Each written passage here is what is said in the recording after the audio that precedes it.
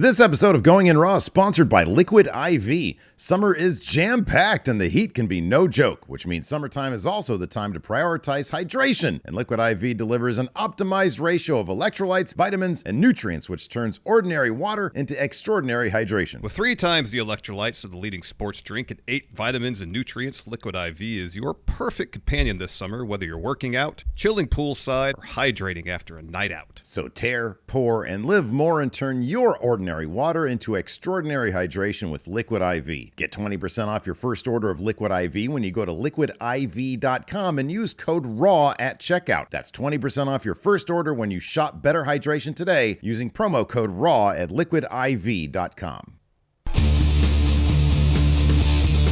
Hey, Friendo, Steve here.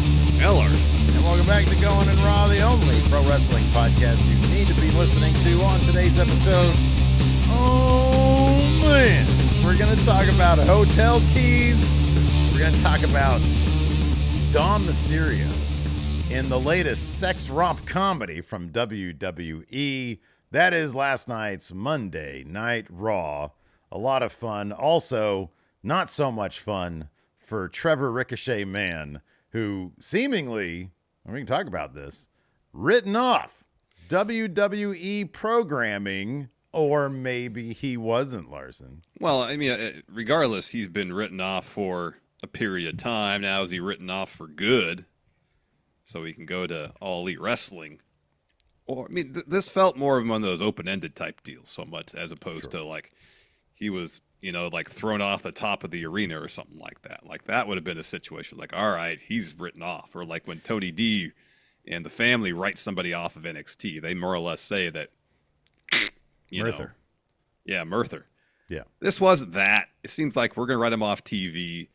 There's an opening that if he returns, we obviously bring him back into to get his revenge on Bron.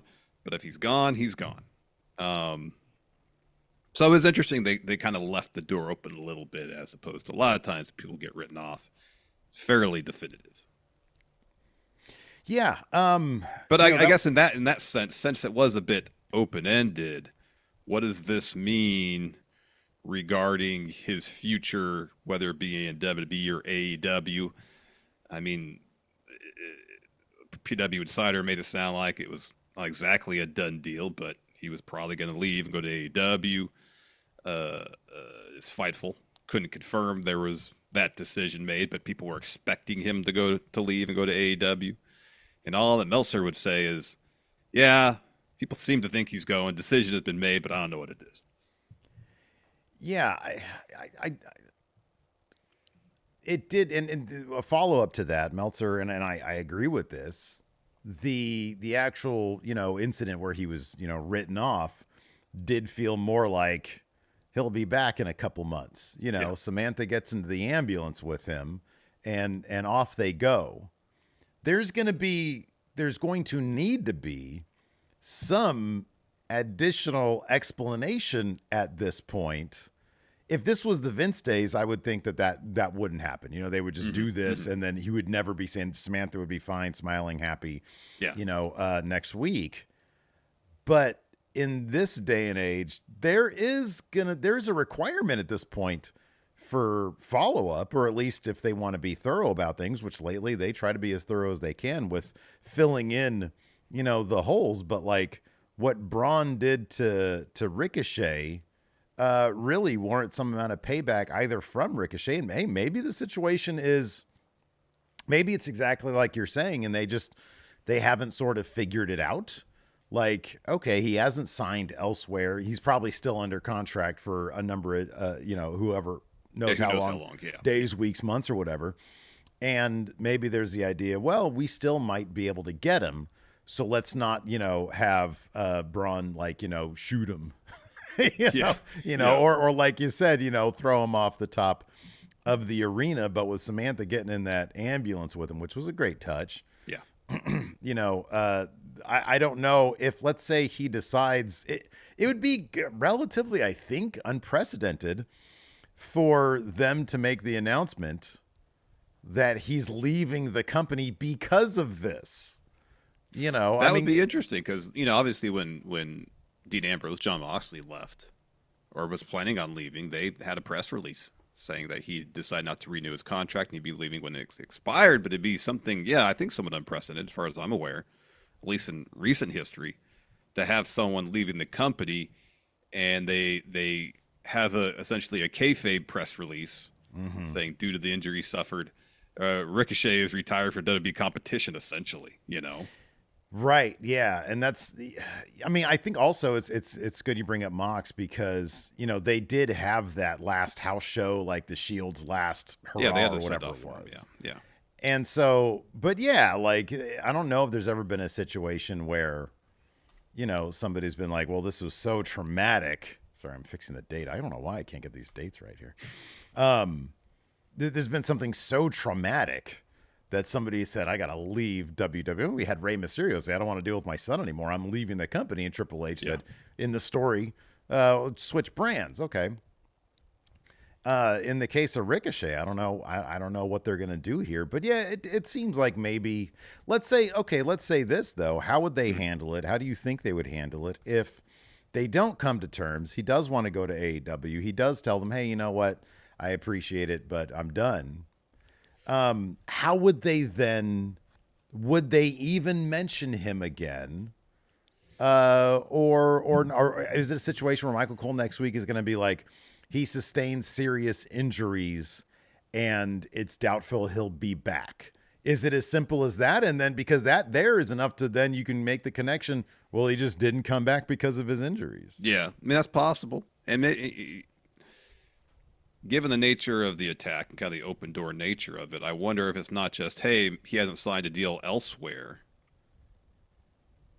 so let's leave it open-ended in that regard. But also in 2, 3, 5 years, when he's a free agent again, maybe it's a situation where, you know, Finally recovered.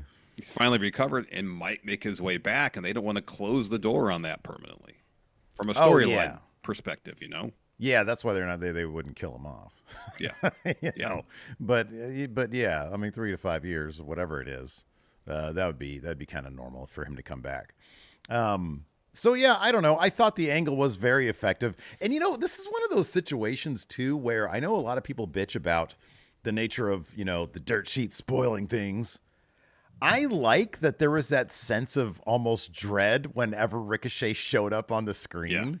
Yeah. You know, he shows up with Ilya, and it's almost like, you know, one of the, if you've seen RoboCop, it's like watching it again, but watching one of the earlier scenes of Murphy when he's all happy and stuff. And it's oh God, I know what's going to happen to this guy. What's going to happen. Right. And also with that news, and the first time he shows up to make the save for Ilya after the Ilya has his match with Bron, and you're expecting it to happen there, and it doesn't.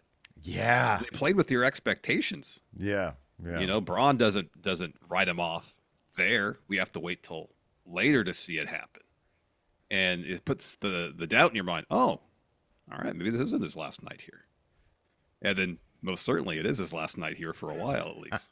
Because like the spot on the car windshield, of course, that looks rough. But when Braun lawn darted Ricochet into the production truck, and Ricochet just flat back bump on concrete, that looked rough. That looked horrible. That looked worse than the car. Yeah, absolutely. Yeah, no, that looked really bad. You know, kudos to Ricochet being able to control his body to that extent. And no, I love it. And there was even the little Easter egg. And dude, let me ask you, do you think this had to have been planned, right? The lawn dart, he lawn darts him into a giant image of Jimmy Hart. Yeah. Who was the guy on that episode of Nitro who said the NWO are here during that match. Yeah. I mean, dude, if that's just awesome. Those kind of little those details, details are so damn clever, and they're all over WWE these days. They're so damn clever. That's one thing I know. Again, like I said, people bitch about social media, but I wouldn't have noticed that if I wasn't on Twitter. Mm-hmm. And so many of these little Easter eggs are picked up on by people on social media. You know, Finn, I know it was a bit more obvious, but Finn there was that great bit of misdirection where they're waiting for Carlito to do the fist bump. We're all paying attention to the fist bump as Finn takes the card to the hotel.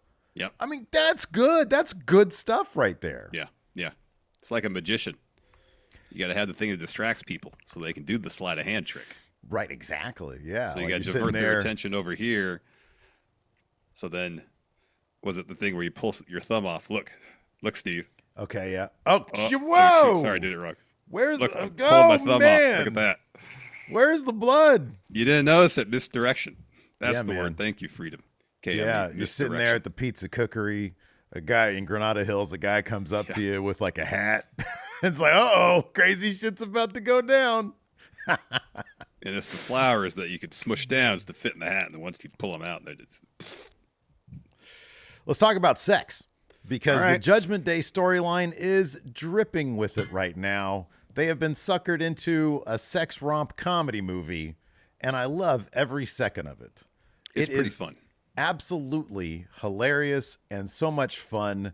And I love that they are pulling from those types of tropes in a way that comes off as just good comedy and good drama and good tension without crossing over into that Vince McMahon territory where he would Yeah. just not understand it.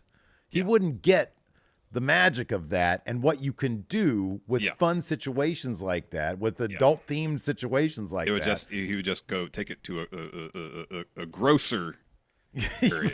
Right. You know, it would To be an uncomfortable gross level. and, uncomfortable and salacious, as Right, opposed yeah. to, hey, here's the premise.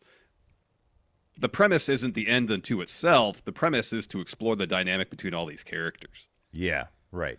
Yeah. And Exactly. and yeah, it was exactly last right. night how they set everything up with Liv giving Dom her hotel room key.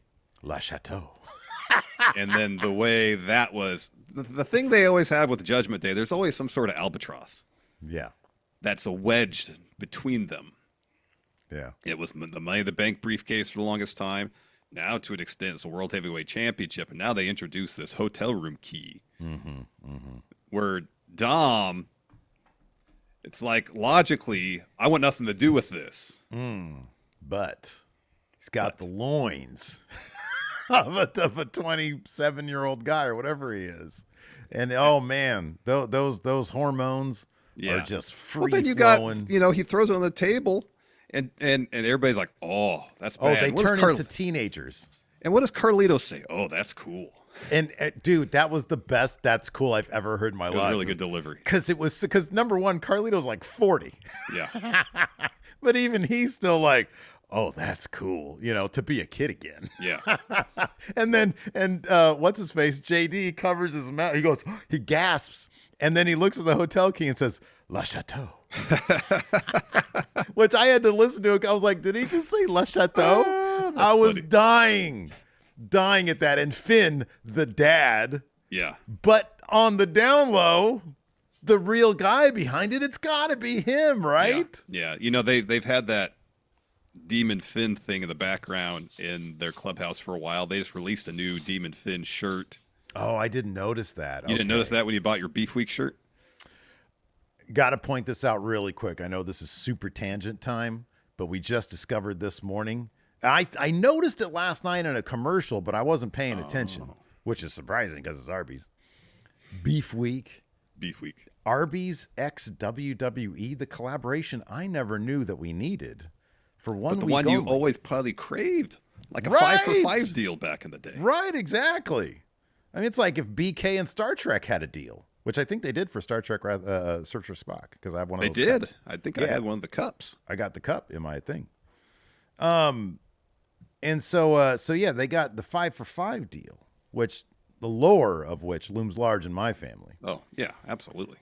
And it's like for 1 week only, you got to sign up for the Arby's. We're not sponsored by Arby's. We got the wonderful people, Liquid IV and BetterHelp today. Yeah. Arby's, hey, I'd love that. Don't get me wrong. Sometimes I'm feeling down. It might not be therapy. It might be Arby's. But therapy's great too. But also, they also released a Beef Week T-shirt. This thing is amazing. It is Beef Week. It's got like a beef dude, like a beef wrestler, like an Arby wrestler yeah. in a sandwich. ring. Oh my God. Not the Man, glove. it's They great. still use the glove as their mascot? Sure get. I think The it's other just the mitt. The other dude. mitt. It's just the dude who says, "We have the meat." Yeah. So yeah. Anyways, I getting have back no to idea. this whole thing. So yes, Yeah. in the last segment, So Dom, when he initially gets the key, he's having the conversation with Judgment Day, throws it down on the table. They're all standing around. He doesn't want anything to do with it. Right. So when they come back to it, it's gone. And then later they're at the same table in the clubhouse, and they're asking where the key's at, and Dom's like, "Oh, I have it here again. Liv must have planted it again on me." So he puts it down, and they do the fist bump, and they wait for Carlito because apparently he's in Damian Priest's good graces now. Mm-hmm. And while they're all fist bumping, Finn slides that card key off the table into his pocket. Mm-hmm. So, question. Who took it off the table initially, and how to end back up with Dom? Did Dom take it at first and then had a change of heart? You got to think that's the case. This dude is so conflicted. Yep. For the most, I mean, he got straddled by Liv yesterday during that elongated match. And, he's out there forever with his Judgment Day guys. And then she comes out and gets hit from behind onto him. And she's just sitting there straddling until Zelina Vega comes over there. And, it's like somebody with a hose and a couple of dogs, rips her off. She's like, "Hey, not on my lawn." And so then the saga continues. So I don't know. I think it's a wonderful twist in the Judgment Day saga. They're just endlessly entertaining. The addition of Carlito has been awesome as well. It's worked really well. He comes out with these guys, and the pyro goes off. Well, I think this might be the first time he's actually had an entrance with them. I think so, and he gets freaked out by the pyro. It's like you when we went to SummerSlam in 2016. Boy, I hated that. That was too much. The Dudley's pyro was super loud. Those damn Dudley boys. Great. Pyro. Yeah, no, I wasn't a fan. I was like Pharaoh. I was like shithead. You're getting freaked out by all the pyro.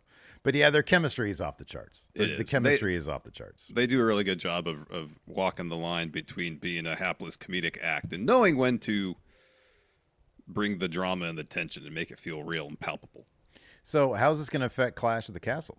Is the big question. So Judgment Day is banned from ringside at Clash because Drew McIntyre beat Finn Balor in the main event. Now Carlito's not officially Judgment Day, so there's a loophole there. Liv Morgan could get involved. CM Punk could get involved in this match, potentially.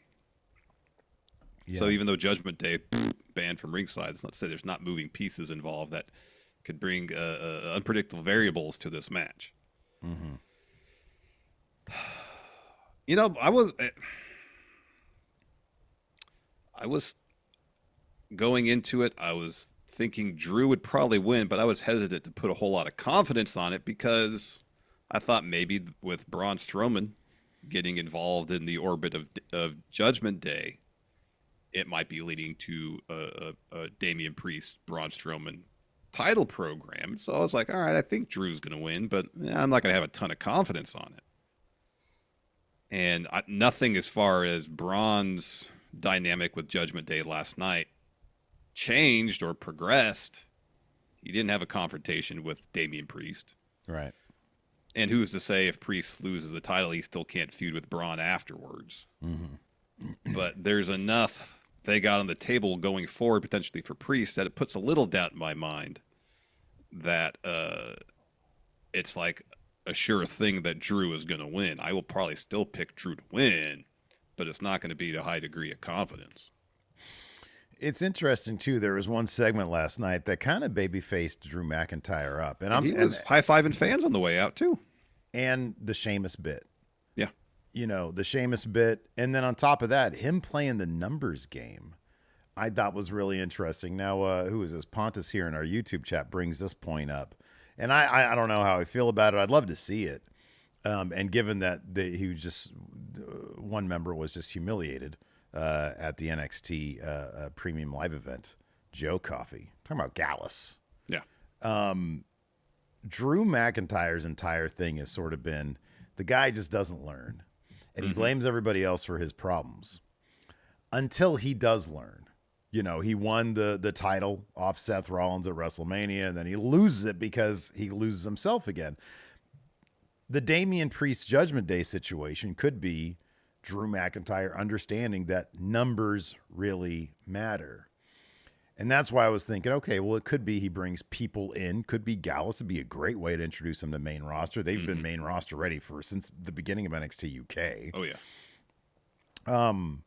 And they just had like a big deal return in NXT, so maybe that was something as well. So I think that's a possibility as well. But yeah, as you said, there's a ton of variables here. I would still be really surprised if Drew McIntyre doesn't win the title in Scotland, because Especially considering that's just there for him. Piper's going to lose to Bayley. Right, yeah. And while they're not going to take the pin, Alba and Isla aren't winning the tag titles. Depending on, and I don't think they necessarily care in terms of like people getting, you're right about that too. I don't think they necessarily care because somebody mentions, CM Punk, and would they want him being booed in Scotland? I don't think they care about that because they know that as soon as they leave there, they're going to get the reaction that he naturally gets. But yeah, Drew, he's gone through it. He has absolutely gone through it. And I think there's just so much more for him to do if he wins it than if he loses it. Like, okay, what then? It gets to spinning of the wheels territory at that point, storyline wise, Yeah. Because then he can win it and thinks, I've learned something, I've adapted, I've evolved, but then find himself in another situation where he gets distracted. He folds under pressure. Mm-hmm. Yeah. And maybe that's a situation involving someone with Money in the Bank. Maybe it's something in the build-up to his match against Gunther at SummerSlam. Maybe something involving CM Punk. Mm-hmm. Yeah. Even if Drew wins on Saturday, he's probably looking at a 2-month title reign because I don't see him beating Gunther at SummerSlam.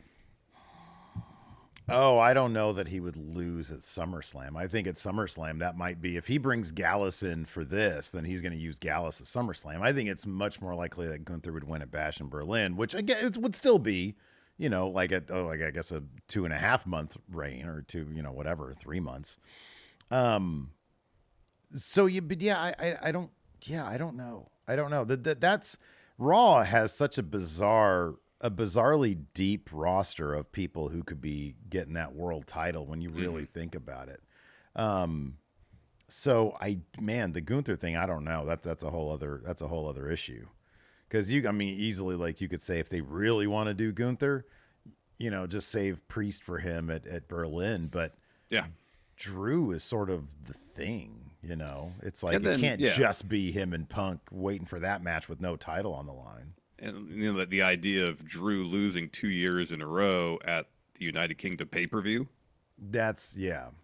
Now, it's not to say Drew wins at Clash and somewhere. Maybe Priest picks it back up during a match where Judgment Day isn't banned from ringside. It almost seems at this point, doesn't it seem like there's so many more storyline possibilities for Priest to lose it, or if he were to lose it. Yeah. To advance the Judgment Day stuff, because clearly that is going to go in a pretty severe direction sooner than later because of the Liv Morgan stuff and Rhea being gone, et cetera, et cetera. And I think there's just more storyline possibilities for Drew if he does win. Just it all sort of makes sense. You really want to heighten this CM Punk thing for whatever that match is going to be. And I keep on thinking SummerSlam, but no, that's going to be Gunther. But so yeah, I don't know. There's a lot of options on the table for a lot of people right now. Yeah, and you gotta love it because it is similar to the way they were telling those stories during the Attitude Era, where what was it? Triple H lost at SummerSlam. It was Stone Cold, Mankind, and Triple H. I think didn't like Mankind win it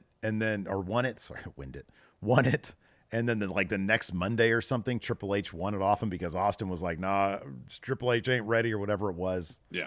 I don't know what it was. But, back then we looked it up earlier and that title changed hands, I think, six times in 98, like 11 times in 99. That's right. So yeah, I think that's the title that, especially on Raw, where they don't have Cody, who's like, the main singular attraction there. They got a bunch of dudes who are kind of at that top same level, but not quite as high as Cody is. And so there's just a different mix. It's a 3-hour show. So you got a bunch of other dudes who are vying for that top title, which is just a different dynamic than SmackDown. And it makes it sort of a different entity. It does. You got the ensemble cast over on Raw, and then you have your SmackDown, essentially a vehicle for Cody right now. Right, exactly. As it should be, really, because it's the A show. So, speaking of Cody, he's going to be on NXT tonight. He is. They're looking to get the dub over AEW this week. The blood's in the water, isn't it? After last week, especially, and they got so close. They got super close, man. Cody gets that extra 40,000 in or whatever it is. Yeah, it's going to be interesting. Anyways, Larson, before we get on with our actual, trying to bring up my notes here before we get on with our actual. You want to pay some bills? Yeah. Let's pay some bills. Let's go ahead. All right. This episode of Going In Raw is sponsored by BetterHelp. Steve, I'm looking at my watch here and I'm thinking to myself, where is the year gone? We're already halfway through 2024. Yeah, it's crazy. And with life moving so fast, it's important to take the time to celebrate your wins and make the adjustments you need for the rest of the year. And therapy can help you track your progress and set goals for the rest of 2024 and beyond. And if you're thinking of starting therapy, give BetterHelp a try. BetterHelp is completely online and designed to be convenient, flexible, and suited for your schedule. All you got to do to get started is fill out a brief questionnaire to get matched with a licensed therapist. You can switch therapists at any time for no additional charge. And I know I've spoken about it before, but back in my mid-20s, I was dealing with severe anxiety, and going to therapy allowed me to take a moment and learn the skills I needed to better cope with my anxiety and set me on the path to hopefully being a better Larson. So take a moment. Visit betterhelp.com/raw today to get 10% off your first month. That's BetterHelp, HELP.com/raw. And let's get a word from our sponsor, Liquid IV. Summer is basically here, and mine is looking to be jam-packed with activities, and most of them, of course, outside in the heat. And we all know, found this out yesterday while playing basketball, this heat is no joke, Steve. Oh my gosh, it was horrible out there. And it wasn't even as hot as it is today. Of course, that all means that summertime is also the time to prioritize hydration. That's right, man. And with all the drinks out there, you want hydration that works. And Liquid IV delivers extraordinary hydration thanks to advanced science. Larson, thanks to Live Hydra Science, one stick of Liquid IV delivers an optimized ratio of electrolytes, vitamins, and nutrients. Yeah, I've discovered firsthand that Liquid IV gives me superior hydration compared to water alone, especially out there in the basketball court. You know, I sweat a lot when we're out there playing. When I'm throwing down, reverse dunks in your face. What? And not only is Liquid IV the ideal companion before, during, or after your workout or dunking in Steve's face, Liquid IV is a must-have if you're traveling, chilling poolside, or looking to hydrate after a night out. It could be you elbowing me in the jaw yesterday. I don't remember any of those. Doing a reverse dunk in your face. Don't remember any of that. But regardless, I believe you. So tear, pour, and live more, and turn your ordinary water into extraordinary hydration with Liquid IV. Get 20% off your first order of Liquid IV when you go to liquidiv.com and use code RAW at checkout. That's 20% off your first order when you shop Better Hydration today using promo code RAW at liquidiv.com.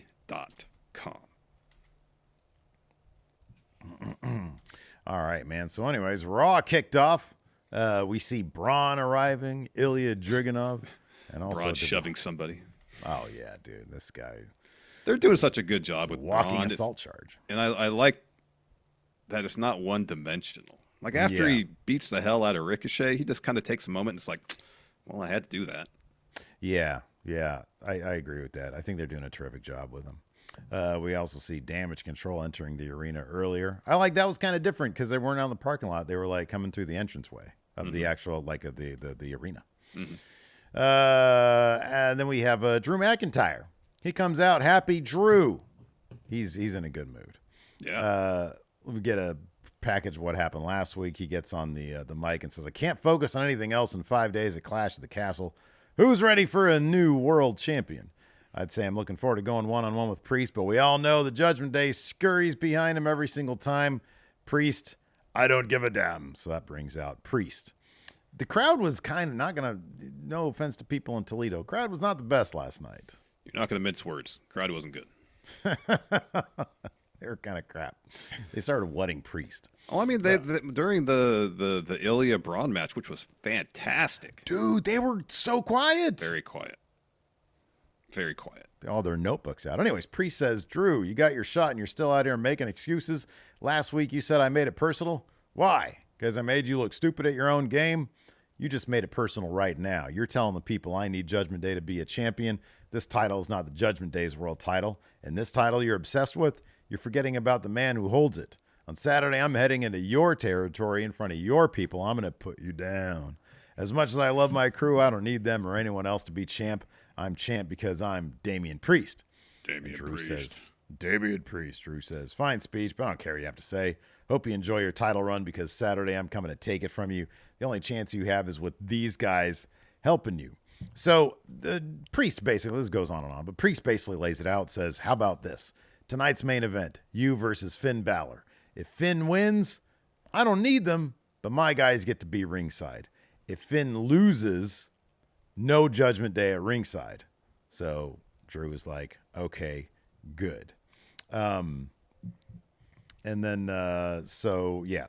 Drew then we're leaves. in the Judgment Day. Yeah, and that he was high-fiving. I think it was after the match. He was high-fiving fans on the way up after the main event. Good guy, Drew. So then we're back in the Judgment Day clubhouse. Dom walks in, sees Liv Morgan sitting in there with her feet up. Oh, and he just goes, no. he's And Liv freaking says, out. look, I know you're supposed to hate me right now, but I'd really like to see you later, and I think you really want to see me too. Oh, Dom man. says, I don't want anything to do with you. I don't want to see you. And Liv says, I get it, but a gorgeous man like you shouldn't be with a girl who makes him call her mommy. Uh-oh. A gorgeous man like you should be with a girl who is not afraid to call you daddy. Oh my gosh. If you change your mind, I'll be in my hotel room waiting. And so she hands them the key to her room. And then Dom goes and has to sit down for a second. I'll be okay. Just let me sit here, is what he says. So, yeah, Le Chateau. After that, Io Sky versus Lyra Valkyria. Lyra Valkyria. It's not that hard, dude. They did like a little Puerto Rico parade highlight with that was Zelina cool. and Priest before that. So that was cool. And then we get like a little promo with Lyra talking about Money in the Bank. That was from last Never week. mind. They just that was replayed it last week. Well, she did like a little promo thing, but maybe wrong.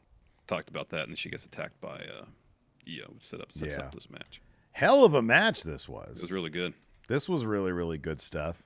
We had some damage control getting involved here as well. So Lyra blocks a German suplex. Gets sent to the ropes by Io, heads to the apron for a step-up springboard, but Lyra catches her in the Nightwing. Let's see here. Io heads up top. So Lyra takes out Kyrie and Dakota, then heads up top. Io pushes her off, hits a running meteor in the corner. Io heads up top, goes for the moonsault, but Lyra gets the knees up. Tornado DDT. She goes for a Nightwing again, but Io pulls her hair, then stacks her up for a flash pin to get the win. So Damage Control gets the win here. They were also messing with Valkyria a little bit during the match. Said it right there. You almost said her name right. I kind of like that. Lyra Valkyria beat Io with the surprise roll-up in Queen of the Ring tournament. Now roles are reversed here. Yeah. So afterwards, Damage Control starts beating the crap out of Lyra. And then the Party Girls come out to make the save. Yeah. So they're going to help. And then we get a little bit more Damage Control later. Backstage, Dom he's steaming a little bit, but he's very confused. He is. Finn, JD, Carlito walks in. They're talking about their match later with Drew. Finn asks Dom, hey, you got everything sorted with Liv? Well, not even close. Dom says, and it's great because as Dom is doing this, I don't know if this was live or not, or if this is taped, but Dom looked like he wanted to crack the entire time. Yeah. And if they have outtakes of this, God, it'd be great if we could see him. Anyways, yeah. Dom says, gotta be honest, guys. She was in here earlier. I told her to leave me alone. Well, Pat, she left me her hotel key. Carlito looks at it. He says, Well, that's cool. And then Finn glares at Carlito and goes, no, it's not cool. It's not cool. And then Carlito says, yeah, not cool. So we go to commercial. Then we have Jade and Bianca backstage walking through. We see Sammy talking to Alpha Academy last week and that whole stuff going on. Yeah. So we see Miz. He's screaming for Truth backstage, and he asks Sammy, he's like, have you seen Truth? Sammy's like, not for a while. Why? And Miz is like, you know what happens when he's left on his own? Not good things. So he walks off. Sammy walks into Maxine and Tozawa. He says, I was hoping I'd run into you. He said, first off, are you okay? Is your ankle okay? Maxine's like, been better, but I'll be okay. She's like, look, I wanted to say I'm sorry that you got caught in this and everything you're going through. Did you see the footage back and see what happened? And Maxine's like, yeah, I saw it. He says, I don't want to be a broken record, but you don't have to take this, you know. And then Otis appears, looks over at Sammy. Sammy says, not much left to say. See you in the ring tonight. So Otis stops him. He's like, Sammy, I lost it. I don't mean for it to happen again. Let me explain. Sammy says, Otis, hang on. You don't need to explain. I get it. I understood my reasons why I stayed in the bloodline, but I don't know why you stay with Gable week in and week out. Otis says, you know, at one time I had it all. Money in the bank, my beach, old Tucky. I lost them all. Gable was there. That's my family. My sister Maxine, my brother Tozawa. They're my family. Without Chad, I'm nothing. And Sammy gets mad and says, that's what he wants you to think. It's not true. Those are his words. Do you know how special you are? How special you could be? I really hope one of these days you could see it for yourself. What do you think of Otis's performance here, man? He didn't do the oh yeah voice. It was just like normal Otis voice. I know. I thought it was nice. Yeah. He was trying to, you know, lose the gimmick a bit, be genuine Otis. Mm-hmm. And I thought it was pretty effective. And his motivation, at least for him, makes sense. Right. That's the kind of shit. That's the kind of shit that I'm talking about. That's what makes these reviews so fun, is that they dive into the motivation of the characters. That's good stuff, man. It is good stuff. It is good stuff. Back in the Judgment Day clubhouse, so Carlito's talking to Dom while Finn chats with JD. Priest walks in and says, what's up, Dom? What's going on? You weren't out there earlier, and now I'm hearing something about a hotel card. And Finn says, don't worry about it. It's just Liv trying to plant seeds and distract us. The key is here and no one has touched it. So y'all look at the table, the key is gone. And Priestess goes, yeah, where? And Carlito says, we got to go. Our match is next. He sensed that Priest was getting mad. He's like, got to go. Yeah. Yeah. And so Finn's like, I don't know where it is. You hear Ray's music hits. We get the QR code.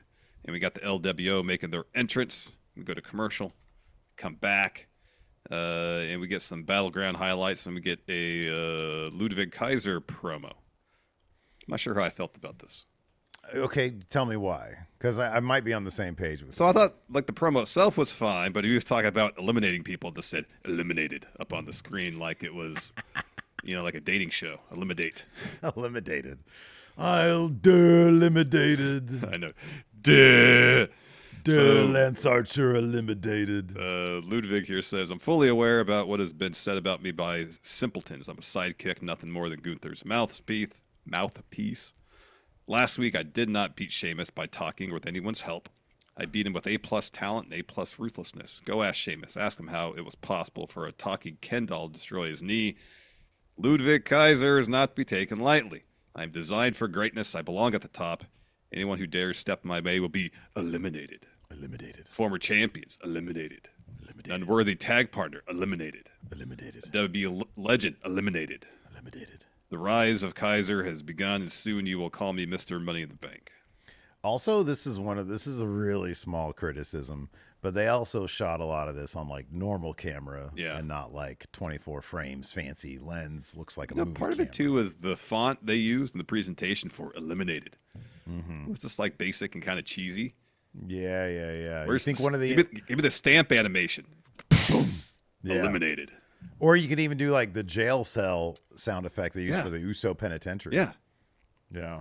Exactly. You think like WWE intern did this? They're like WWE intern.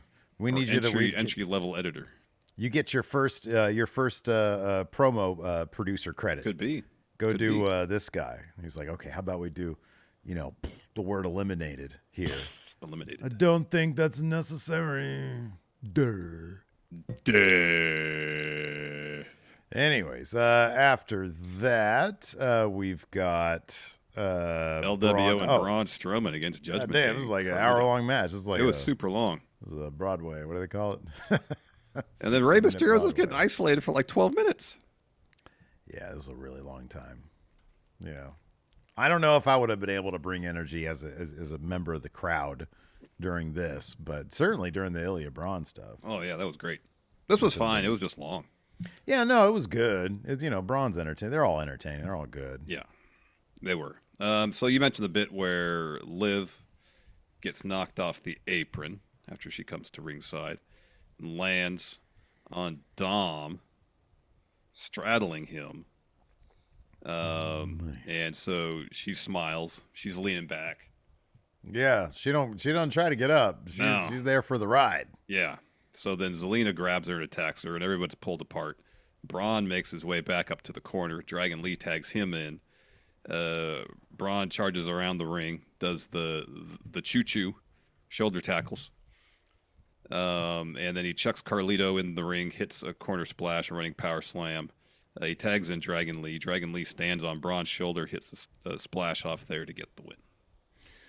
A great bit at the end, too, when Braun, in the middle of the LWO, lifts their arms. Oh, yeah. And Zelina gets yanked up to the heavens. That shit was great. After that, we had an Ilya video package. Sadly, no big eliminated signs during this one. He says, Raw's different. In NXT, I was king. I crawled, struggled, cried in pain, but eventually I overcame. Braun, you're the golden child. Do you think the key to this sport is intensity? No, it's not all about that. It's about developing skills and endurance when no one thinks you'll make it. Intensity means suffering. The Mad Dragon is going to make you suffer. The only escape is when I'm done breaking you. And then Ilya is in the locker room, and Trevor Ricochet Man walks in. He's like, what's good? Just came to say I know that what you're capable of, and you're going to show Braun what the Mad Dragon's all about. Ilya says, thank you. But I know Braun. There are dangerous people, and there's Braun Breaker. But I'll go out and slay that monster because that monster will not slay the dragon. After I'm done, you and I, we have another round. Starts rubbing his hand. And Ricochet says, you read my mind. You know I got your back. Oh, See you in 3 to 5 years and we can have that match. Yeah, exactly. So Sammy's walking backstage before commercial. We come back and EO and Damage Control's backstage. And Dakota says to EO, what the heck was that out there? And EO says, I took care of it. And then she starts screaming and just yells, Damage Control has to change. She storms off. Yes? They're bringing somebody in. Yeah. I wonder who's going to be. Speculate. What if it's Julia? I was thinking the same thing. And they could even push. I don't know what her level of clearance is with the wrist thing, but they could She'd have push. surgery, I think. Oh, she can be out for a while? A little bit, I think. Oh, wow. Well, maybe they can push. But with EO having that match at Marigold, Mm-hmm, I don't know if the summer show is happening, but if it's a little bit. And they take forever to do anything in WWE these days. Yeah, maybe Julia makes an appearance there. Maybe EO makes the pitch. Oh, here we go. Wacky here says Jacob Fatu debuts as new member of Damage Control. Yeah. I don't know. There's a lot of people and there's a lot of women in NXT who could get called up. Yeah. So it could be any number of people. Oh, absolutely. But yeah, it'd be interesting to see what happens here. So Sami Zayn comes to the ring, drops a promo. He says, you're all very nice to me. Thank you very much. I won't lie. I could use that now. Sorry. It's been a messed up couple of weeks. We are 5 days away from me defending my Intercontinental title against Chad Gable. Chad, I don't even know what to call this. It started extremely personal, but turned into, I don't even know what to call it. I won't go through everything you've done with the Academy. I'm going to put this bluntly. Saturday at Clash of the Castle, I'll defeat Chad Gable and put an end to this once and for all. No more dealing with this manipulative, abusive psychopath, and it's time to go back to work. Work for Sami Zayn as being your Intercontinental Champion after Chad Gable. So, Alpha Academy make their way to the ramp. Gable says, this is typical Sami Zayn, trying to tear down what I built and make himself the sympathetic superhero in someone else's story. It's pathetic. The only manipulator is you, always interjecting yourself into people's business. Don't worry about the academy. They trust their master. They trust my teachings. Actually, we're quite happy, come to think of it. And you just think of how happy they'll be when your hero takes home the Intercontinental title on Saturday. So Sammy's like, are you out of your mind? You think they look happy? Turn around and look at him. Tozawa, are you happy? Maxine, you're limping around. You got a walking boot on. Are you happy? She puts on like a half smile. I know. Because Gable's is breathing right there. What about you, Otis? You happy? Truth is, Chad doesn't give a damn about you, or if you're happy, or not. But guess who does? Every one of these people. And you won't be happy until you leave his sorry ass once and for all. And Chad says, shut the hell up. Sammy, no one is leaving anyone. You don't understand. We are a family, and family sticks together no matter what. They're going to be with me Saturday, but tonight I unleash my version of Otis on you, the version who doesn't feel bad about anything, the version who does what I say, that obeys, the most vicious and ruthless version you've ever seen, and I unleash him right now. Mm-hmm. Right now means after commercial break, but then we get Otis versus Sami Zayn. And Otis is wrecking Sammy while Gable is teaching him or coaching him up during the match. But then at one point, Gable gets on the apron and just starts yelling at him, and that distracts Otis. This is a quick match, and while Otis is distracted, Sammy runs in, hits a hell of a kick to get the win. Mm-hmm. Then afterwards, Gable gets in the ring, attacks Sammy, and screams at Maxine and Tozawa to leave the ring. They check on Otis, and Otis gets back to his feet as Gable holds up Sammy. So Gable's yelling at Otis to hit Sammy, and Otis is conflicted. He doesn't know what to do. And so Gable tosses Sammy and yells at Otis and shoves him and slaps him in the face. He hits Otis again, and Otis starts shaking his legs. Like he's getting fired up. And so he finally musters up the energy to charge towards Gable, but Gable gets out of the way. So instead, Otis, and it was done well enough that the thoughts in your head, well, was he always planning to hit Sammy, or was he going for Gable? Right, yeah. Because he focuses his attack on Sammy at first. He hits him with a splash, world's strongest slam, and then Gable puts his hand on Otis' shoulder, and Otis turns and just glares at Gable. He rips his shirt off. Yeah. And then he backs Gable into the corner. Gable's all cowering on the ground in the corner. And Otis raises his fist like he's going to hit Gable, but stops and walks out. And while he's leaving, Gable just smiles. I mean, you would think the go-home math would suggest that Sami Zayn is going to win in Scotland.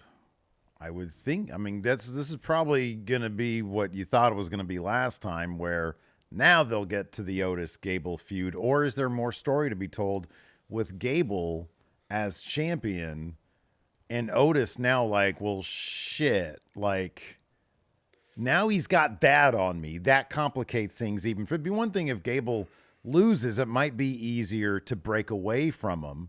But if Gable with the title means, oh, it's all justified. Yeah.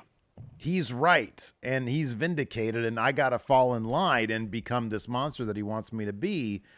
So I don't know which way they're going to go in Glasgow, though. I know. It'd be interesting if Otis maybe makes an effort to free himself from Gable, but in doing so leads to Gable winning the match. I was thinking kind of the same thing, yeah. And then you get the situation where Otis has made it perfectly clear that he wants out, but he can't really bring himself to do it because Gable's champion now. Right, yeah. Yeah, that could be championship means power. Yep. And that's the thing that I also like, and this goes back, I mean, there's some obvious parallels with the Roman stuff, with the bloodline stuff, but you know, when you think, well, why doesn't he just leave? Well, the championship is not just a title. It's not just a championship. It means power. It means influence. You know, prestige. It's intimidation, prestige. It's all that stuff. And I like that that's become sort of a symbol. It's become a thing in WWE. Even in kayfabe, they explained it. Championships make more money too. Yeah. So there's a lot of reasons if someone's the champion, then to hold more sway. Absolutely. Yeah. So then we are backstage. Miz still looking for R-Truth. He asked Natalya and Sonya, and Sonya's like, yeah, he was over there, but it was a while ago. So eventually Miz catches up with him as he's exiting a room that he says was a fortune teller's room, and says, oh, fortune teller says, we got a tag title match in our future tonight. And Miz says, tonight? And he's like, I got my suit on, I have my gear on. It's not official, is it? And Truth goes, oh, it's official. It's our destiny. It's written in the stars. We got a tag title match against the APA. I got visions of unicorns. And Miz says, enough about APA and unicorns. I don't know where you found the budget for a fortune teller, but fortune telling isn't real. And Truth says, so Santa isn't real? Tooth Fairy? Chupacabra? And so Scarlet walks out of the room that Truth was just in and says, thanks for letting me read your future. She extends her hand, and Truth like daps her up and brings it in for a hug. That was pretty funny. Yeah. And she says, Miz, I have a reading for you as well. AOP is looking forward to seeing you in the ring. And so she hands Miz a card, and Miz looks at it and goes, oh, Truth, this is the death card. Yeah. And Truth says, that's the same one I got too. It's written in the stars. We're going to die tonight. We're going to die tonight. That was so grim. It was, but it was delivered in such a humorous way. It was, yeah. We're going to die tonight. Oh, man. So anyways, after that, we had Jade and Bianca come out because they're going to watch Isla and Alba versus Shayna and Zoe. But first we had a Jey Uso video package. Let's see here. Shows them declaring Money in the Bank. And then let's see here. Shayna and Zoe make their way out first. Zoe hypes up Shayna after her loss to Lola Vice. We see that attack from last week. Let's see here. Alba says, so wait, was there like there's like an interview here, right? Yeah, that's right. I think they're in gorilla position. And she says, Saturday in front of our home crowd. Alba says, Saturday in front of our home, because they're asked about, going to Scotland. Yeah. She says, Saturday in front of our home crowd, one of the biggest matches of our career. We're going to prove to everyone why we should have been there from the start. Nyla says, tonight we attend to Shayna and Zoe, who, if it weren't for us, would have been beaten and embarrassed last week. So you're welcome. Tonight is just a taster for Saturday. Whether it's pinning those two or Jade and Bianca, we're going to walk out your new women's tag team champions. So they come down for a match. Shayna Baszler, Zoe Stark versus Alba and Isla. Yeah, and apparently there was an interview afterwards where Alba and Isla explained why they lost. It was because this match didn't matter. Oh, was that like a .com thing? I guess so, yeah. Someone mentioned that in chat before. Oh, right. Because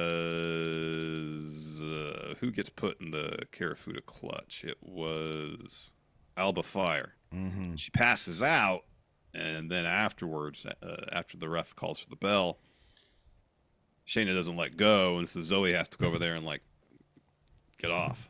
Mm-hmm. Yeah. So the math would seem to indicate that Zoe Stark probably, or maybe Shayna Baszler, has taken that pin since they won this match, obviously. Yeah.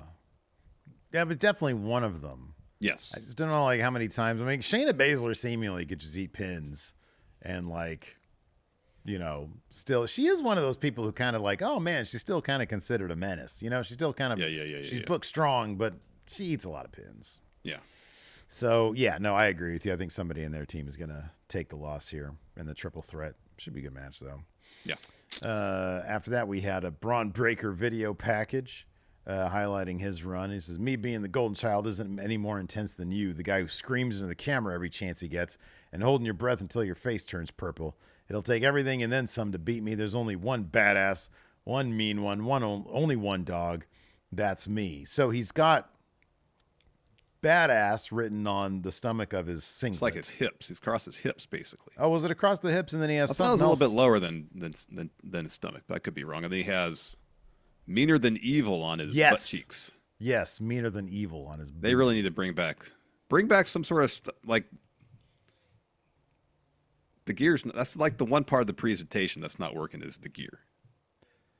What would you prefer? And I'm not saying, I don't think the character now, it would fit the 80s style stuff. But I feel like there's got to be a way that you could bring an essence of that. I think I got it, man. What's that?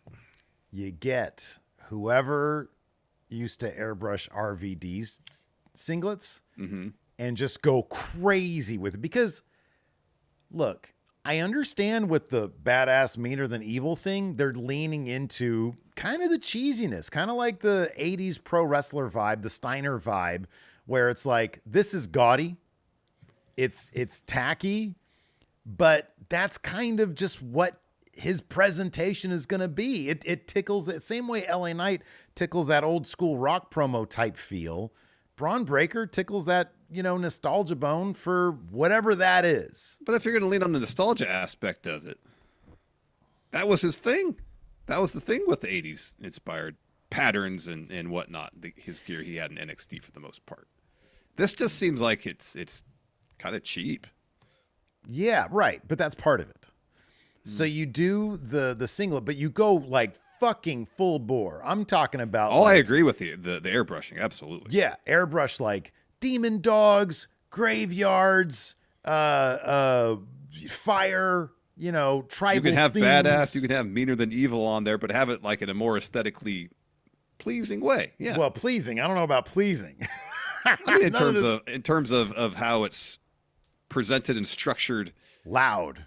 Yeah, in relation to everything else that's airbrushed on the gear, I absolutely agree with that. Aggressive, yeah, loud and aggressive. Yeah, but that's an aesthetic, and it's sure. got to fit that aesthetic. Yeah. But to have a red singlet with badass on the front and meaner than evil across the butt, it's not going far enough. Yeah, it's not enough. It's plain. It's kind of lazy. It is. It looks cheap. And nothing about him. See, cheap I think is okay, but lazy is not. Cheap and lazy. Yeah. Yeah, right. Yeah. You don't want that. Mm-mm. And I'm not saying airbrushing stuff is cheap. It's probably incredibly expensive. Oh, I'm sure it is. Get custom airbrushing. Absolutely. But you want that aesthetic where it's like, you can't wear that to church. What are you doing? Shouldn't even be wearing that out unless you're going to like a UFC fight. Well, he's like, not even to wrestle. What else? I'm not going to church. I'm not wearing this UFC fight. I'm wrestling in this. Well, like if that airbrush thing was on like a T-shirt, if they sold that kind of stuff at WWE Shop. Gotcha. Like, where can I wear that Arby's shirt that I bought? Well, in the basketball court, you made that clear. You're going to cut the sleeves off and hoop in it. Kind of depends on the fabric, though. If it's going to be like 95 out there, I can't be wearing a comforter. Or something that's going to scratch up your skin. Oh, my gosh, yeah. See, that's more the thing with a lot of the WWE shirts. They're so thick, like sandpaper. Dude, the thing is, you never know what you're going to get. I know. You never Some know. of them are. I've gotten Some good ones. I've gotten terrible soft. ones. I know. Yeah, it's weird. Yeah, you never know. So then that match is next. Braun Breaker versus Ilya Dragunov. Go out of your way to watch this. This was fantastic. Physical. Maybe pump some crowd noise into whatever your presentation is. Your setup. Toledo. Yeah, my goodness. This was fantastic. This was a good match. It ends up. It goes to the floor. Like there's a superplex spot, and there's like no reaction to it. So where do we? Even on the outside, he gave him a spear on the outside, and people were like, "Oh, that's cool." I know. That's kind of where the tide really turned, because it was like Ilya was dominating a chunk of it. Braun would get some offense in, and then after that spear on the floor, especially, Braun had the match well in control. So he hits the spear on the floor, goes in the ring looking for a count out. Ilya just barely makes it back in. Another spear from Braun to get the win. Go out of your way again to watch it. So Braun's posing and barking in the corner, and he sees Ilya kind of pulling himself up on the barricade where they always spear people through it. So he goes to run to spear him through the barricade, but the Ricochet jumps off the barricade with a flying clothesline out of nowhere. He drop kicks Braun to the crowd and goes to check on Ilya. More on that later. We're backstage again. Judgment Day in the clubhouse. The priest says, whatever that was tonight, that ain't it. Talking about the tag match. We need to fix it. We got missing key cards. And that's when Dom's like, slides it out of his pocket. And Priest snatches it and yells at him. And Dom says, oh, Liv must have planned it earlier when she got knocked off the apron. And JD says, it's evil. It has to go. Talk about the key card. And Finn grabs it and says, this is Liv trying to tear us apart. We run this place. We don't need that card. And Priest says, I trust you, but you got to put your foot down to Dom. And so they all put their fists in to bump. And then Carlito's standing there, and Priest says, yeah, you too. So they all do that. Yeah. And as they're bumping fists, Finn just slyly takes that card and puts it in his pocket. Yeah, man. Super quick. But not terribly sly. There was not a whole lot of misdirection. Oh, I don't know, man. When you're watching it on TV, when you have the fists up and you just see him do this, it's like, it's not that sly. Oh man. Anyways, yeah, it's like it's for them, like for the rest of Judgment Day. Yeah, you'd think, but they're all an edge, man. Anyways, after that, we've got entrances for AOP versus Awesome Truth. But first, backstage, Drew's in the locker room. Sheamus walks in. He's like, I know we haven't seen eye to eye since I came back. I'm here to remind you that on Saturday, you're on the cusp of greatness. Boisterous Glasgow crowd. Take it home, fella. Drew says, I noticed what happened with you and Ludwig. It's time to show everybody who Sheamus is, and Saturday you bloody better be there because we'll crush pints all night. Sheamus says, now you're speaking my language. I don't need to worry about this Ken doll Muppet because he better sleep with one eye open. He's got the mutter of all receipts coming. He wants to win Money in the Bank. Well, I want to win Money in the Bank. I'm going to smash his face in. How's that for a twofer? And then Drew says, well, when you win, remember, I'm going to be champion. So maybe do the right thing. Be a man unlike everyone else and give me a heads up first. Sheamus says, if I cash in on you, it'll be like old times. Banger after banger after. And they're both having a great time saying banger after banger. Yeah, so it was an oddly kind of face segment for Drew. Mm-hmm.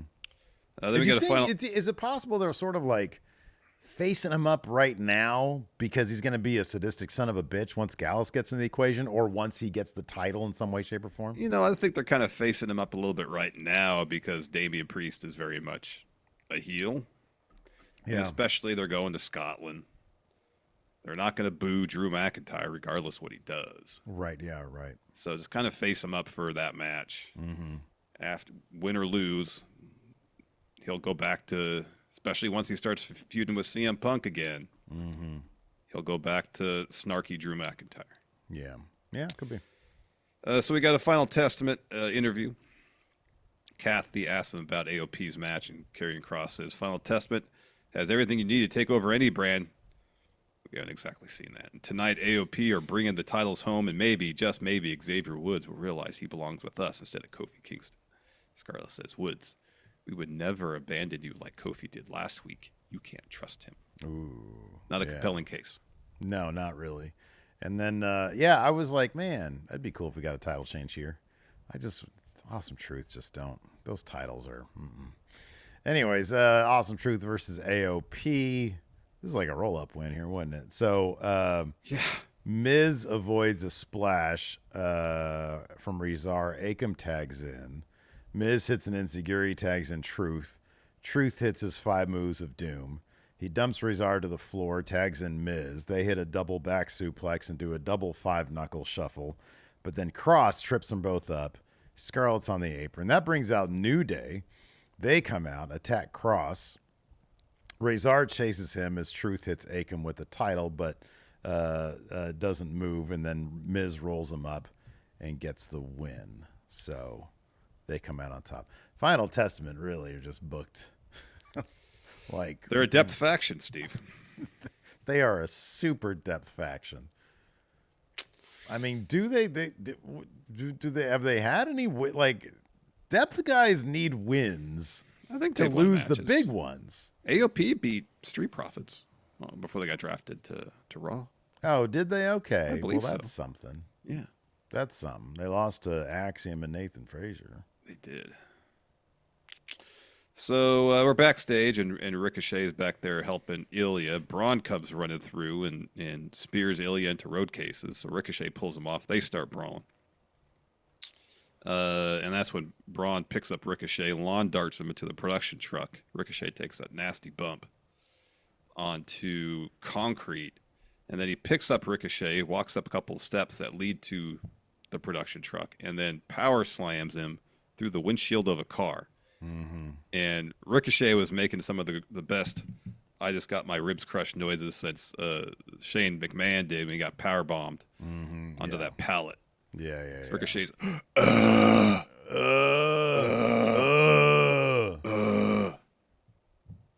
Oh, that's right. AOP squashed the Creeds in New Day over the past couple of weeks. That's how they got this match in the first place. All right. That's right. That's cool.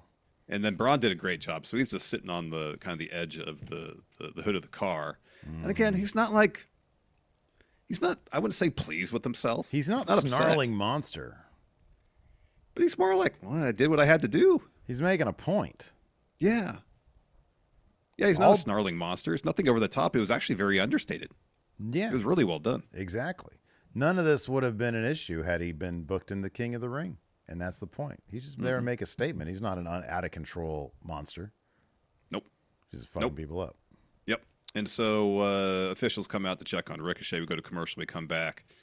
They're loading Ricochet into an ambulance, and Ilya's there.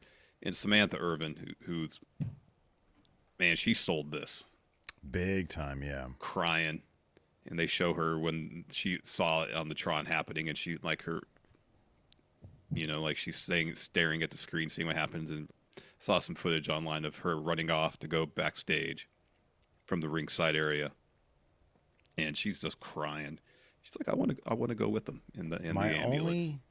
It was so good. My only problem with this, I didn't hear. Maybe I'm wrong. Correct me if I'm wrong. Did anybody refer to him as Trevor? No, I don't think anyone said The Trevor. EMTs were like, "It's okay, Ricochet. We'll get you." While trying not to laugh, it's okay, Ricochet. You'll be fine. We'll take care of you, Ricochet.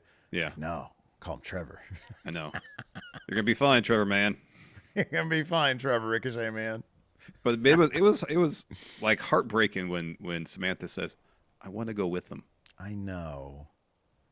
And then Pierce is like, "No, you got a job to do. You got to announce the main event," which was hilarious. They had Pat McAfee do that. I know. So Samantha gets in the ambulance. It drives off. Ricochet's giving the thumbs up. And then he did AEW with his finger pointed. So then they had Pat do the ring announcing for the bum ass Judgment Day. Yeah. 0% body fat on that 225-pound frame. Oh yeah, he says first up, a handsome bastard from Scotland. That's Drew McIntyre. So next we got our main event, Finn versus Drew. Of course, there's Judgment Day antics here.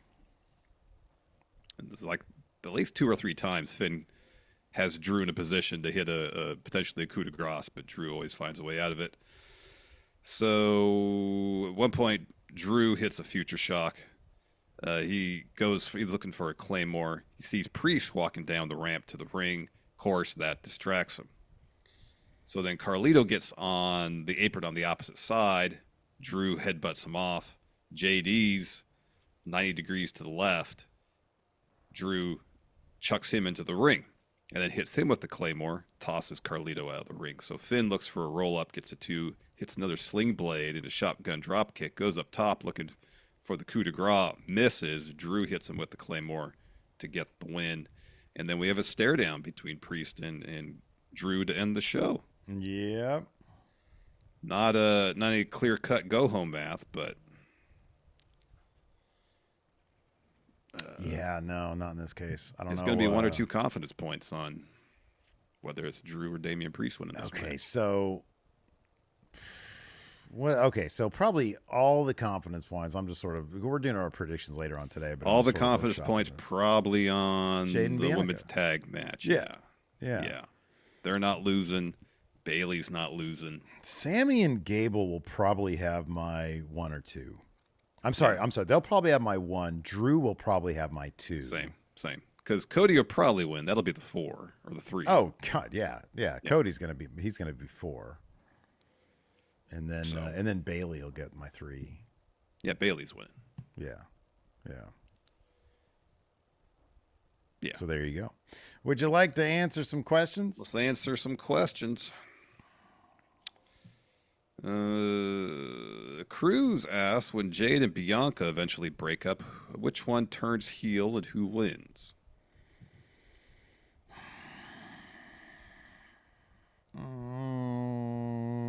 You gotta. It's. So they could try to do the thing. They can try to do the thing where nobody turns on nobody, but the drama kind of is in the turn. I think Jade as a monster bad guy would be a lot of money. I think that'd be pretty great. And I think wonders for her if she beat Bianca. Yeah, I know. Yeah, that's the thing. Like Bianca doesn't have a whole lot to lose in terms of like big meaningful losses. Like that does the world for whoever gets it, and it doesn't really hurt Bianca at all. You know, and they can take a while telling the story of her getting back to beating Jade. Totally. totally. I think that's probably the way you should go. Alex Foster says, in kayfabe, why are producers and refs always late to save the face from a brawl, but always quick to save the heel? Sympathy. They're trying to get sympathy for the babyface. And the longer they think the beatdown goes down, the more sympathy you'll have for the face. Well, but in kayfabe, though. Mere coincidence? Yeah, I think so. It was odd the other, like on SmackDown, when security was literally holding Cody up in prime position for AJ to hit him. I'm like, what are you doing? Yeah, You're not standing between them. Yeah. You're holding Cody up so we can just take a full-on forearm to the grill. Yeah, man. Yeah. Oof. Benelson Taylor says, should Dom bring back a version of Eddie Guerrero's Latino heat gimmick? I think eventually, like all this, it's great. The thing is, the Latino heat thing works because Eddie was older, and the older you get, the more experience you get, the more confidence you get to be a Lothario. And Dom is getting that experience now, so eventually he can get to that point and convincingly portray. But right now, being, I don't know how old he is, mid-20s certainly. 27 or something like that. I think so, yeah. But at this point, being the young one, basically, of the group, I mean, he's treated like not a child, but basically.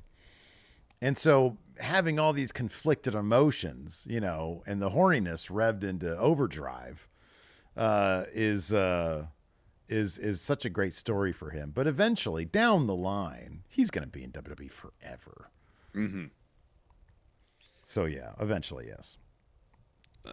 We didn't discuss this. Aussie here says, do you think WWE pulls the trigger on Gable and the Creeds over the weekend?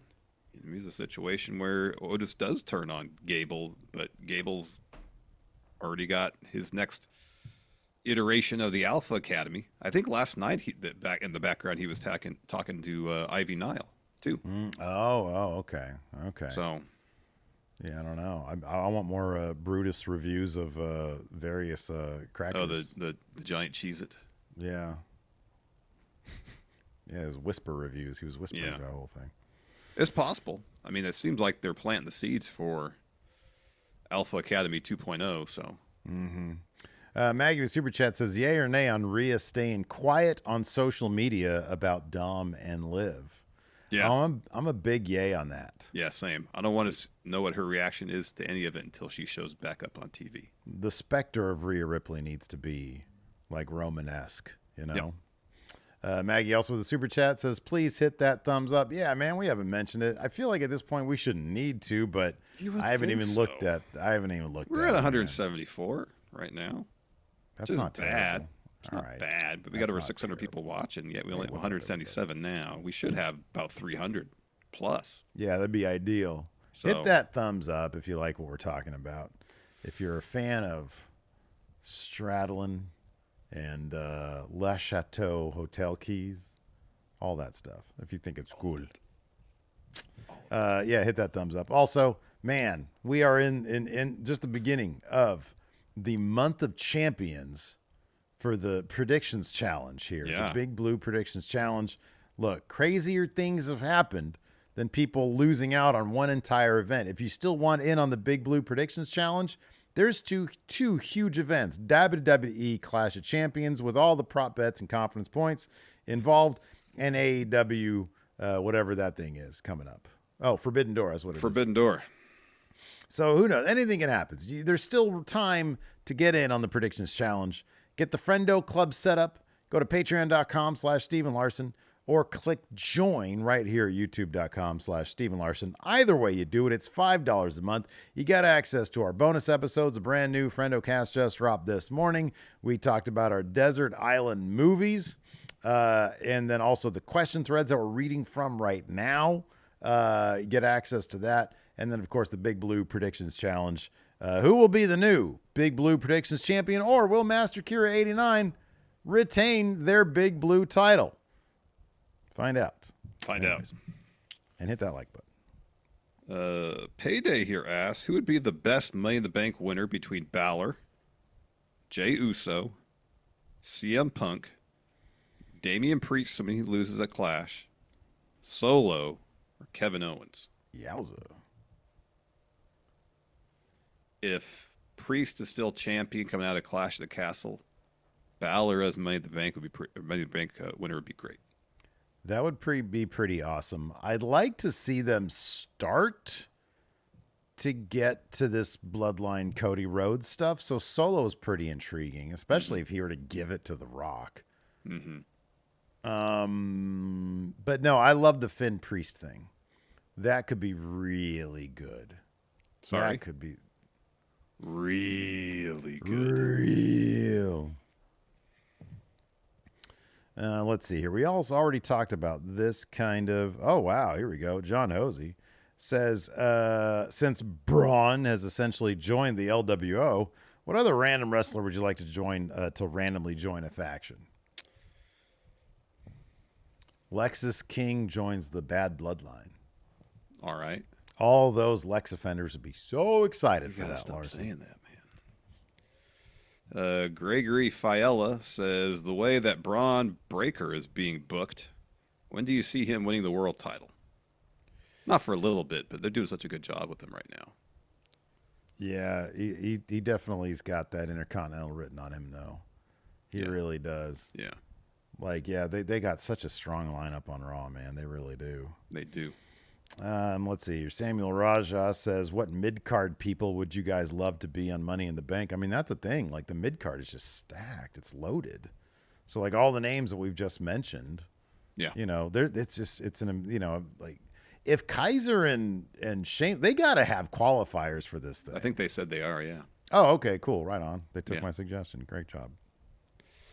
Nikyle says, how much do you know about Marigold, Utami versus Io, and then, Julia versus Saray is happening on July 13th at Summer Destiny. So maybe there could be some interaction with Io and Julia there. Yeah, people in the chat when we were talking about that mentioned that Julia's going to have a match here. So, I mean, that's perfect right there. Yeah. I don't know shit about it. But I don't know. I'd be willing to check it out if I got the time. Mm-hmm. Same. Let's see here. This actually would make a good Friendo Club video. Who do you think are the 6 Raw and SmackDown superstars that will make up the Money in the Bank ladder matches? We could do that on Friendo Club. Oh, that's good. Luis asks, who's been the worst leader, Rey Mysterio or Damian Priest? Damian Priest. I mean, Rey Mysterio can't seem to go a month without someone turning on him. So here's the thing about Damian Priest is that he is world champion, and Judgment Day is... You'd consider Judgment Day a successful faction, right? Mm-hmm. Yeah. I mean, Rio's women's champion, Finn and Priest were tag champs. Dom was NXT North American champ for a spell where they all had belts. Yeah, right. That's successful. Yeah. LWA absolutely. ain't nowhere close to that. No. Okay. It's funny I got to ask that question because so often they're presented as so hapless, and yet wildly they've had successful a lot of success. Despite themselves. Yeah. Well, except Rhea. Rhea's like she's not hapless. No, she's not. She's got her shit together. Everybody else, for the most part, hapless in Judgment Day, though. Aaron L. here says, oh, man, how close do you think Dom and Liv will get to recreating Edge and Lita's live sex show? They're not going to. No. See, that's the thing that Vince just did. You don't do that. Yeah. Especially when both people don't want to do it. Jeez. I know. Boy, he was fucking terrible. Let's see here. Kelmiko asks, on Raw, Steve is caught in a 3-on-1 beating from Judgment Day. Oh, no. Oh, wow. On SmackDown, I'm caught in a 3-on-1 beating from the Bloodline, who are the two least assuring people to come make the save. Well, for you, one of them is Hilton. Yeah, because he'd probably put his one up. He'd come out and put his one up. Well, he would do full entrance. He would stroll down. He would do like the Jeff Hardy thing where he's up there. Yeah, right, yeah. Dancing, and then he put his one up. He'd probably put his one up. Just laugh. He wouldn't, eventually he'd help you. You'd be I don't know, man. If he's putting his one up. Well, it would just be to troll you, though. Gotcha. For me, AJ Francis. Top Dollar says not nada for Steve help. And I don't know. Joe DeSoul. Yeah, that's good. That guy would not help me, I tell you what. Nope. Or Joe and Trip Rogers. Oh, yeah, Trip Rogers would not help me at all. He'd mock you with your water bottle. Yeah, he would. He'd probably throw it at my head. Oh, here we go. This is a good one. Stefan says, are there any WWE superstars you don't see as world champion material, but wouldn't be surprised if Triple H makes them world champion?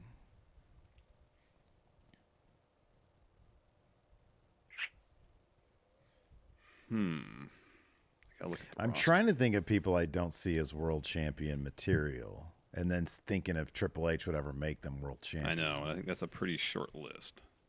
Who isn't world champion material? Oh, man. Who isn't, right? Not who we think is. But who Right. Somebody we don't think is, but Triple H probably would. You know, when they first brought in Karrion Kross, they probably had designs on pushing him. I'm talking about in NXT initially. Yeah, right. And then, of course, he got the helmet and the suspenders and lost his first match on main roster, and that all went to hell. But I think they brought him in thinking he was going to be huge. I don't think. Yeah, I'd be really surprised right now if Triple H was like, "Oh yeah, we're going to eventually make him." I'd be kind of surprised at that. Some people are saying Gable. I actually see Gable as a world champion guy at this point. I do. And I've turned around on that big time. Mm-hmm. I've always appreciated Gable's work, but his actual story they've given him over the past month, I think has been outstanding. And I definitely see it in him now. But again, it all depends on what the stories are, you know? Yeah. Yep. David Matushek, with Cody buying a proper wrestling ring for a promotion in Uganda, so would they not be soft ground anymore? That's a good question. Do you see other wrestlers making charitable causes to other third world countries? I fucking have no idea, man. This is a very specific thing that he's doing. I don't know what other situation would demand it. I'd like to think so, sure.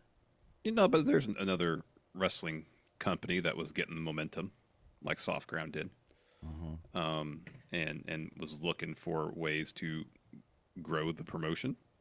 Yeah, I wouldn't be surprised if wrestling luminaries would try to help. Absolutely. Sure. Yeah. AJ says, why would Shayna and Zoe go against Unholy Union and make them look weak right before the premium live event? This could have just been a number one contenders match at this point. Yeah, I don't know, man. Yeah, no, that didn't make a ton of sense. I think he's asking questions about the booking here. Yeah, that wasn't exactly you'd think it would be a number. But it's funny because they booked the three-way match on SmackDown this week and then had this match for momentum. Maybe they should have had this match first, number one contender. Wonk finish.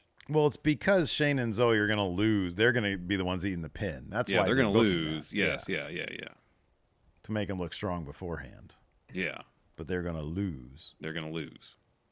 And then this one, Ryan asks, is Priest the worst performing world champion ever? He says his promos are incredibly disjointed and unnatural.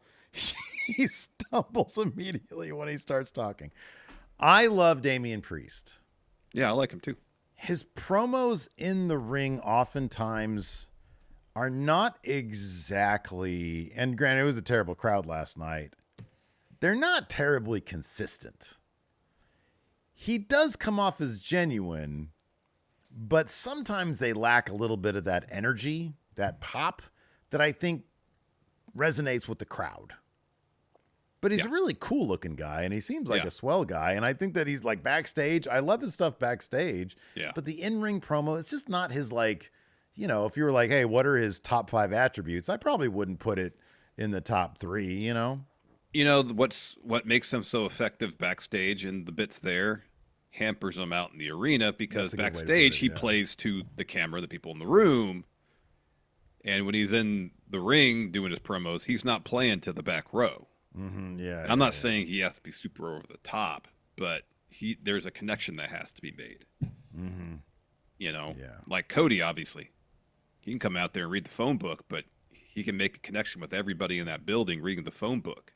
Mm-hmm. So, I mean, it's a different skill set to a degree, going out in the ring and just dropping a promo.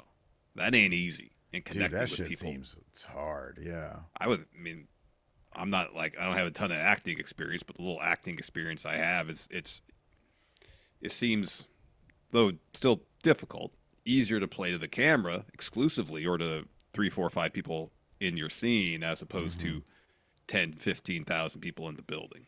Mm-hmm. Yeah. Yeah. It's tough. But I like him. I like him. I like his promos, but I can understand why they wouldn't. They're not. Part of the reason why I like him is that they're not very pro wrestling. You know? Me too. Me too. It's kind of like in a way it's Kevin Owens, but Kevin Owens, I think, just has that pizzazz. He's got that energy where the like normal promo, like the non-pro wrestling promo, really just hits with the audience. Yeah. I think Kevin Owens has a way of delivering his promos, whether they're scripted or not, is coming off as very off the cuff. Yeah, absolutely, yeah. You know, I don't know if his promos are scripted for him or not, but I don't think his delivery would change one way or the other. Mm-hmm. Yeah, right. Yeah. He just knows how to make promos sound convincing and genuine. Yeah. Got a super chat here from Cripple Punk says, it took me this long to notice Becky with the AEW Women's Championship. Au contraire, that is the men's title.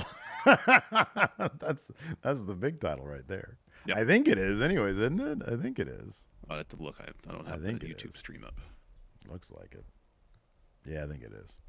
Anyways, that's going to do. Oh, wait a second. Hold on. We got one more. We're done. No, this is a very special episode of Raw. We got our likes. So what do we? A very special. We've got Dick Slavin on the line. Some chili. Let me go eat. He's been waiting this whole hour and how long? I've been waiting this whole hour and a half to eat lunch. It's been 2.5 hours. I've been on this show here. Well, we'll make this quick then. Any questions you have about sex or anything, you can ask him here, Larson. Oh man. That's right. Jim Ross impersonator Dick Slavin. Right here to talk about, wow, Dom Mysterio and Liv Morgan getting it on right there. I had to cover my eyes. It was so steamy. I saw actual penetration. There was no. Oh, wait. No, my bad. I was watching actual pornography. I was watching pornography is what I was watching. Would you like me to send you links? No, thank you. Wow. That was great stuff. I love watching stories about horny people. I think it's great. It's like Jim Ross, the guy that I'm impersonating. I'm not Jim Ross. I'm Dick Slavin. But man, oh man, one thing I have in common with Jim Ross is I love to rearrange guts. Gosh. You know, that didn't hit as much as the first time you said it. So. Because I know I got to come up with a new one. A different way of saying the same thing. See if I can crack you. Anyways, that's all I got to say about this. I'm going to go rearrange some guts in my bathroom by myself. I'm going to stick the thing up my butt. What? What was that all about? My goodness. He didn't add anything. No, there was nothing added. There was no substance there whatsoever. Nothing. Jeez. What is that guy even doing? I don't know. It's all just, I don't know. Yeah. It's uncomfortable. For you, definitely. But also probably for a lot of the friendos. Yeah. So, I don't know how many more appearances Dick Slavin's going to make. It's just very often with him, it's just too much information. I don't need to know. That's your main issue with it. It's not like, oh, he's not adding wrestling commentary. It's just there's that, but then I know too much about him. It's just up in the ante in terms of him, and it's not my business. I've heard that about like thrill seekers. You're always looking for that next big high, and I think that's with him. That could be, and the thrill for him is trying to make me feel uncomfortable because he's sharing too much. Right? Yeah. Like, what was that last part? He's going to put something in his butthole? I mean, whatever he wants to do, fine. But yeah, cool. But like, come on, not here. I don't know. Anyways, I hope you enjoy your chili. Find out. HTMS Kingslayer here has become a Friendo Club care package member for 3 months. Oh, thank you. Oh man. I agree with that. Boy, I do a really good Dick Slavin impersonation, don't I? It's uncanny, isn't it? Well, that's going a bit far. It's like the X-Men. Anyways, that's going to do it for the show today. Thanks everybody for tuning in. Appreciate it. Till next time, we'll see you guys around. Goodbye.